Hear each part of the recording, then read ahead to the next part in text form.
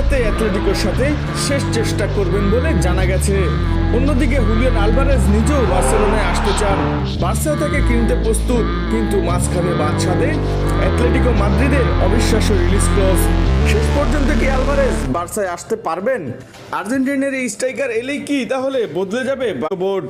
সে সময় আবারও বার্সার পাশাপাশি পিএসজি ও আর্সেনালের সাথেও আর্জেন্টাইন স্ট্রাইকারের গুঞ্জন উঠেছিল। পরবর্তীতে অ্যাথলেটিকো জানায় তারা আলভারেজের এগ্রিমেন্টে 500 মিলিয়ন ইউরোর একটি রিলিজ ক্লজ নির্ধারণ করে রেখেছে। এর লক্ষ্যই হলো বার্সেলোনা সহ অন্য ক্লাবগুলোকে অফিসিয়ালি অফার দেওয়া থেকে আটকে রাখা। রবার্ট লেভানডস্কি বার্সেলোনা ছাড়ার পরে নেই কোনো প্রপার ফিনিশার। আলভারেজ এমন একজন ফরওয়ার্ড যে কিনা শুধু গোলই করে না, ডিপে নেমে চান্স ক্রিয়েট করতে পারে এবং অপোনেন্ট ডিফেন্সকে পুরোটা হাই প্রেসিংয়ে রাখতে পারে। আলভারেজ হলো একের মধ্যে তিন, একদিকে নিখুঁত ফিনিশার, অন্যদিকে লং রেঞ্জ শুটার।